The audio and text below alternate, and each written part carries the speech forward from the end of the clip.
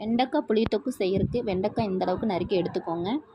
அப்புறம் வெங்காயம், இப்போ கருவேப்பிலை, பச்சை மிளகா, வரமிளகா எடுத்துக்கோங்க. வெண்டைக்காய் வந்துட்டு எண்ணெயை ஊற்றி நல்லா வதக்கிக்கோங்க. நல்லா வழுவழுப்பு இல்லாமல் நல்லா வதக்கிக்கோங்க. அப்போ தான் வெண்டைக்காய் நல்லா சூப்பராக இருக்கும்.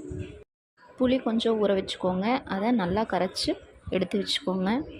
வெண்டைக்காய் நல்லா வதங்கினதும் புளி கரைசலை எடுத்து ஊற்றிக்கோங்க. கொஞ்சம் உப்பு சேர்த்துக்கோங்க. இதை ஒரு நல்லா 5 நிமிஷம் வேக விட்டுக்கோங்க. அப்புறம் இன்னொரு வாணலி வச்சு எண்ணெய் ஊற்றிக்கோங்க. கடுகு போட்டு வெங்காயம் மிளகா போட்டு வதக்கிக்கோங்க. நல்லா இந்தளவுக்கு வெங்காயம் மிளகா வதங்கினதும் நீங்கள் தக்காளி எடுத்து போட்டுக்கோங்க. தக்காளி வதக்கிறப்போ கொஞ்சம் மஞ்சள் போட்டுக்கோங்க. மஞ்சள் போட்டுட்டு நல்லா வதக்கிக்கோங்க. தக்காளி இந்த அளவுக்கு வதக்கி வந்ததும் நம்ம எடுத்து வச்சுருக்க வெண்டைக்காய் எடுத்து உள்ளே சேர்த்திக்கலாம். உள்ளே சேர்த்துனதுக்கப்புறம் இதை நல்லா ஒரு 5 நிமிஷத்துக்கு கொதிக்க விடணும். கொஞ்சம் நாட்டு சர்க்கரை சேர்த்திக்கலாம். ரொம்ப டேஸ்ட்டாக இருக்கும். நீங்கள் இதை ட்ரை பண்ணி பார்த்துட்டு எப்படி இருக்குன்னு